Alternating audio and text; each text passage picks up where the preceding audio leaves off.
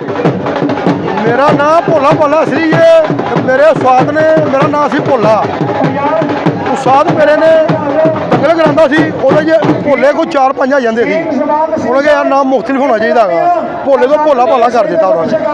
ਅੱਛਾ ਤੁਸੀਂ ਪਹਿਲਵਾਨੀ ਸ਼ੁਰੂ ਕਦੋਂ ਕੀਤੀ ਸੀ? ਮੈਂ 10 ਸਾਲ ਦੀ ਉਮਰ 'ਚ ਅੱਛਾ 10 ਸਾਲ ਕਿਹੜੇ ਟਾਈਟਲ ਜਿੱਤ ਚੁੱਕੇ ਹੋ?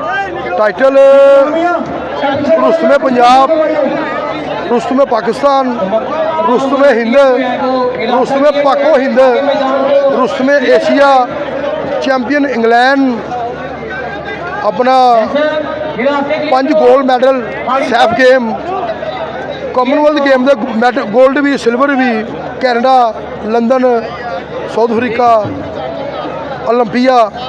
ਅੱਛਾ ਪਹਿਲਵਾਨ ਬਣ ਕੇ ਤੁਹਾਡੀ ਕਾਮਯਾਬੀ ਦੇ ਵਿੱਚ ਬੇਸਿਕ ਕੀ ਗੱਲ ਸੀ ਕਿਹੜਾ ਰੀਜ਼ਨ ਐਸਾ ਕਿ ਜਿਹੜਾ ਤੁਸੀਂ ਏਡੀ ਕਾਮਯਾਬੀ ਹਾਸਲ ਕੀਤੀ?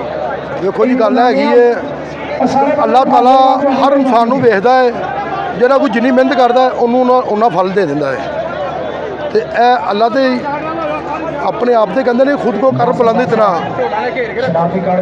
खुद को कर बुलंद इतना तकदीर हर तकदीर से पहले खुदा बंदे से पूछे तेरी रजा के दिन रात ही सुते नहीं गए मिहनत करते। ਅੱਛਾ ਇਹ ਜਿਹੜਾ ਕਿਹਾ ਜਾਂਦਾ ਕਿ ਪਹਿਲਵਾਨ ਜਿਹੜੇ ਆ ਖਵਾਤੀਨ ਦੇ ਨੇੜੇ ਨਹੀਂ ਜਾਂਦੇ ਔਰਤਾਂ ਦੇ ਨੇੜੇ ਨਹੀਂ ਜਾਂਦੇ बिल्कुल नहीं जाते बिल्कुल नहीं जाते जो ਵਿਆਹ ਹੋ ਜਾਵੇ ਉਦੋਂ ਤੇ ਮੀਆਂ ਬੀਵੀ ਫਿਰ ਉਹ ਤੇ ਜਾਇਜ਼ ਨਾ। ਅੱਛਾ ਯਾਨੀ ਉਵੇਂ ਨਹੀਂ ਜਾਂਦੇ ਨਹੀਂ ਵੈਸੇ ਤੇ ਪਹਿਲਵਾਨ ਜਿਹੜਾ ਵਾ ਰਿਟਾਇਰ ਹੋ ਕੇ ਵਿਆਹ ਕਰਦਾ ਕਿ ਦੌਰਾਨੇ ਨਹੀਂ ਦੁਰਾਨੇ ਭਵਾਨੀ ਵਿਆਹ ਹੁੰਦਾ ਹੈ ਅੱਛਾ ਭਵਾਨੀ ਦੁਰਾਨੇ ਭਵਾਨੀ ਵਿਆਹ ਹੁੰਦਾ ਹੈ ਅੱਛਾ ਤੇ ਕੋਈ ਫਰਕ ਨਹੀਂ ਪੈਂਦਾ ਵਿਆਹ ਦੇ ਨਾਲ। ਮੈਂ ਵਿਆਹ ਤੋਂ ਬਾਅਦ 15 ਸਾਲ ਲੜਿਆ ਹੈ 20 ਸਾਲ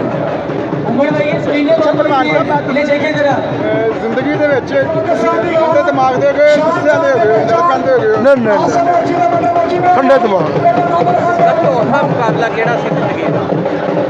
ਉਹ ਇਹ ਮੇਰਾ ਰੁਸਤਮੇ ਏਸ਼ੀਆ ਦਾ ਬਲਵਿੰਦਰ ਦੁਮਛੜੀ ਨਾਲ ਇੰਡੀਆ ਦਾ ਸਭ ਤੋਂ ਵੱਡਾ ਭਲਵਾਨ ਸੀ ਉਹ ਫਾਈਨਲ ਮੁਕਾਬਲਾ ਮੇਰਾ ਬੜਾ ਔਖਾ ਹੋਇਆ ਸੀ ਜਿਹੜਾ ਮੈਂ ਜਿੱਤਿਆ।